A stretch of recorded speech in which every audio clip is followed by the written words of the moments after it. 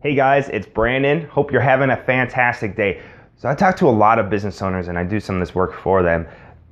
AdWords. AdWords is a big question mark for a lot of people out there. Whether you're a large corporation or a small business, it really doesn't matter. Now, obviously, if you're a large corporation, you have a little bit of bigger budget, so you can burn through some of the cash that you might on AdWords. And for a small business, you might do that and then you get strapped for cash really fastly. And so what I've done is I've constructed 5 common mistakes that people make no matter what size you are by using Google AdWords. And I'm going to share with you today. So get ready. All right. Number 1, too many keywords. All right. People, when I look into AdWords and their ad groups and their campaigns, some people have like 40 keywords for one ad group or more, or even 30. And honestly, that is just way too much. You really should be focusing on probably 5 to 8 keywords, maybe 12 at the most, but they have to be focused and specific to the ad group. That's number 1, too many keywords. To roll over into that one, number 1 rolls into number 2, which is too broad of a focus.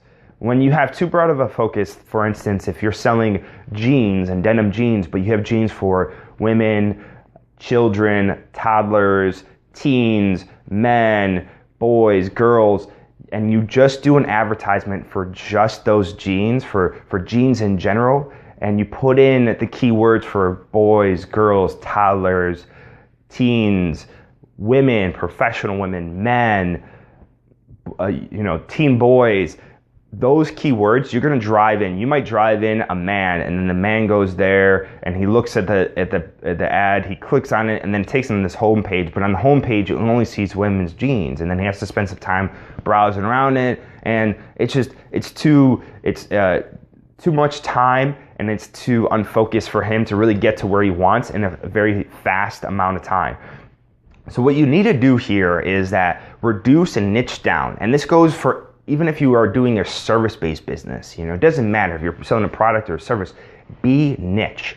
Focus in on that group. When you focus in on the group, you're going to have specific keywords targeting that person. That landing page is going to be specific to that person and to that category, that grouping, and that advertisement, which then will help your quality score go up.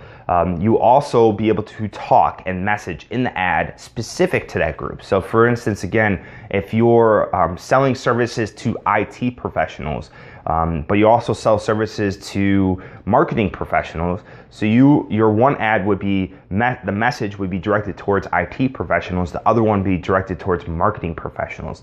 And by doing that, you're going to get higher click-through rates, you're going to get better quality scores, you're going to reduce down the amount of money you're paying per click, because the higher the quality score and the better the click-through rate and conversion, the better you're going to be able to pay and be higher in the rankings. So it really works together. So be focused, narrow down your search on Google AdWords, and make sure your ad grouping is specific to each one of the categories and personas that you focus in on for your product or your service.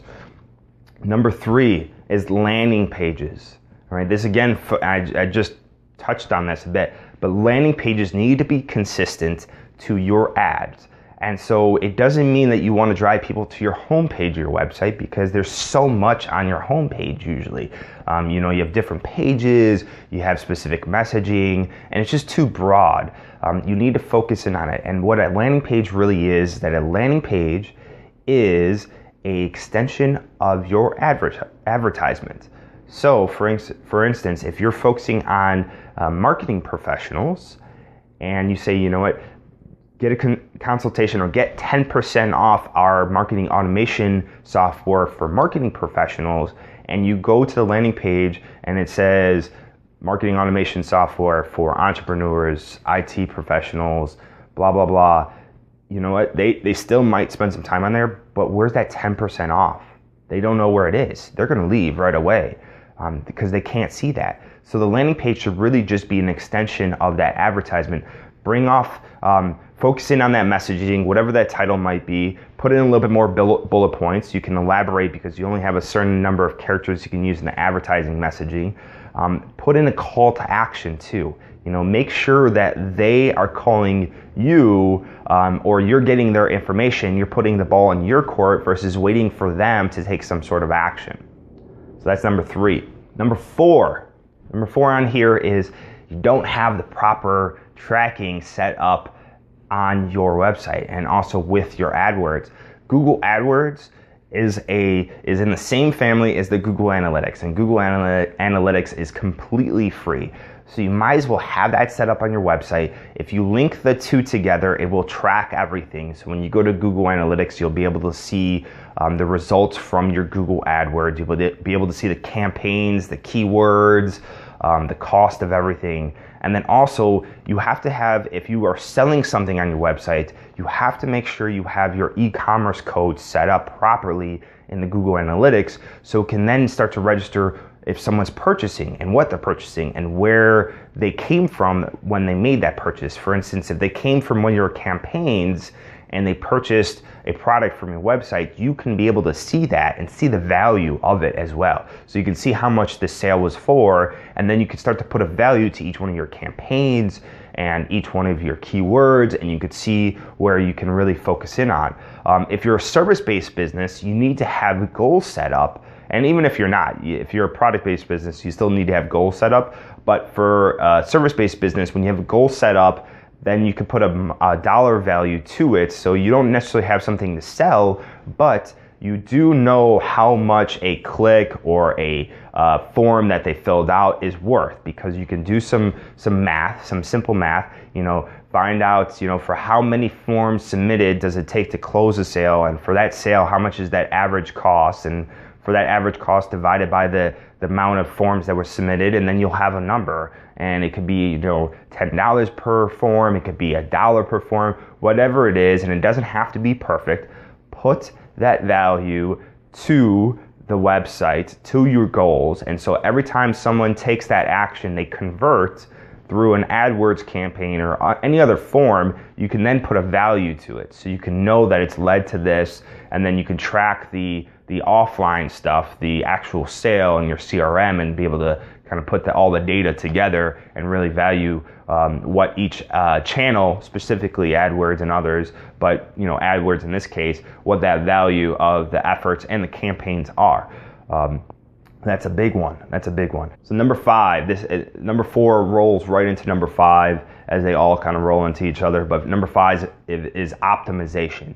So once you figure out the value of each one of these channels and campaigns and keywords, you can start to optimize your campaigns. And by optimization, I mean take what's working and focus in on that, and drop what's not working. So what you'll see is that some keywords are not producing a good amount of impressions, they're not producing a good amount of click-through rates. You just need to drop them out and then focus on other ones. Also, what you'll find is that keywords have different match types. So you have broad match types, which is basically everything. There's 100 million different variations. I'm exaggerating, but it's a lot of different variations of a broad keyword. You can start to focus in on either exact match or phrase match, and we'll talk about that in other aspects. And if you don't know, Google has that stuff set up as well. But you can start to focus on phrase match and exact match, and even entering in negative keywords to make sure those don't pop up. And then you can start to optimize and get better click-through rates and better quality scores. And again, that helps you to get higher in the rankings,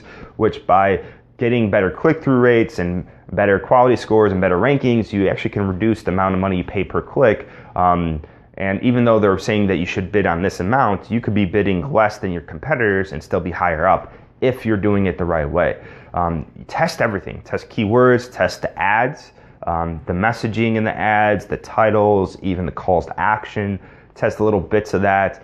Test the landing pages. Track all of that and see where you can start to make better adjustments, because your job doesn't end as soon as you set up an ad. Your job just begins, because then you have to make sure you're monitoring everything that's going on, and that you're making sure that you're getting the right amount of click-throughs, the keywords are set up properly, the ad groups are working well, all that focus, and the landing pages are really getting click-through rates, are getting good clicks and conversions. And so you have to make sure you're optimizing all that process. So that's the fifth one there, is the optimization. So just to recap real quickly, we talked about too many keywords, reduce that down. By doing that, you can also focus down on your ad groups and on your messaging in general. The third one is for landing pages. So once you get all that figured out, you can create specific landing pages to those advertisements that are focused on niche groups and focused groups. 4 is making sure you have all the tracking set up properly with Google Analytics and AdWords, and everything's working together. You have the e-commerce set up on there so you can track the sales. You have goals set up there so you can track what people are doing and any value that is put to each one of those goals. And then from there, you go into number 5, which is optimization. Then you can start tracking and repurposing and making better efforts from each one of those areas, making sure your ads are done correctly, making sure you're getting the best amount of results that you can from each ad. And once you start to optimize, you start to see really, really great results, and it never stops. It just never stops. Not to get you scared or discouraged, but if you take those steps and you focus in on that, the optimization will just be butter. You know, it'll run real smoothly. You just have to test it out. Think of yourself as a scientist, continue to improve, and once you start getting good results, then you can start actually, if you're doing this yourself, you can hand it over to somebody else, you can hire somebody, but once you understand this yourself, then you're actually positioned better to do one of those things, either hand it off to someone internally or to actually hire somebody to do it for you. So there you have it, 5 common mistakes people make in AdWords. This will really help you if you focus in on this to produce better results, and that's what it's all about. So thank you again. If you have any questions, make sure you leave a comment in the comment box down below. Visit the website. If you're on the website, thank you so much. If you're not, the website is brandonmlewin.com. Also, subscribe to the channel on YouTube. You have a link right around here. And if you have any questions, make sure you leave them down below. Until next time, stay purposeful. Peace.